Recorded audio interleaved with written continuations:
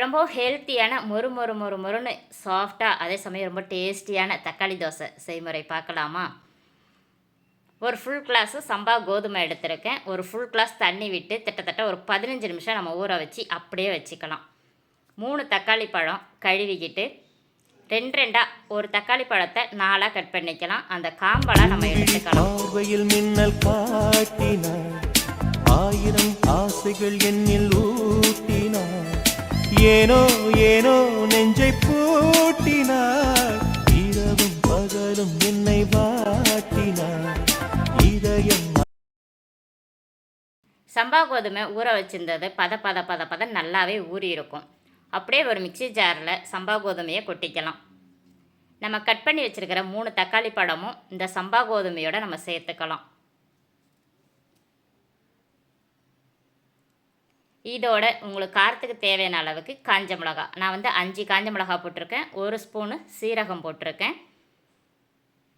First தண்ணி ஊற்றாமல் தக்காளி பழத்தையும் சம்பா கோதுமையை நைஸாக அரைச்சிடுவோம். 1 குழிக்கரண்டி அளவுக்கு அரிசி மாவு எடுத்திருக்கேன்.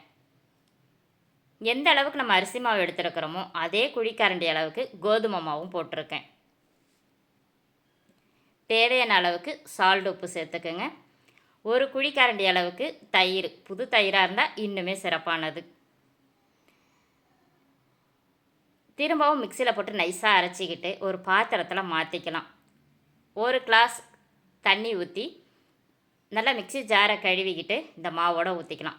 திட்டத்தட்ட தோசை ஊற்றுற பதத்துக்கு இந்த மாவை நம்ம ரெடி பண்ணி வச்சுக்கலாம். வேணும்னா உங்களுக்கு கொத்தமல்லி தழை இருந்துச்சுன்னா கொத்தமல்லி தழையை தூவி விட்டுக்கலாம். என்கிட்ட கொத்தமல்லி தழை இல்லாதனால நான் அப்படியே ஊற்றிட்டேன். தோசைக்கல்லை நல்லா காய விட்டுட்டு 2 கரண்டி மாவை ஊற்றி நல்லா மெல்லீஸாகவே திரட்டி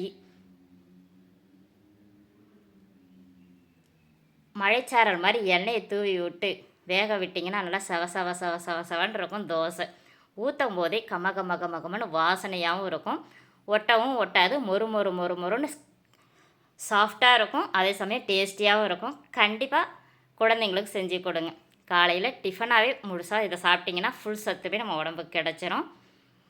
இதுக்கு வந்துட்டு வெள்ளை கலரில் தேங்காய் சட்னி வச்சு சாப்பிட்டிங்கன்னா டேஸ்ட்டு அல்டிமேட்டாக இருக்கும். கண்டிப்பாக ட்ரை பண்ணி காதல் தீயை வந்து மூட்டினார், நான் கேட்கும் பதில் இன்று வாராதா, நான் தூங்க மடியொன்று தாராதா, தாகங்கள் தாபங்கள் தீராதா, தாளங்கள் ராகங்கள் சேராதா, வழியோரம் விழி வைக்கிறேன்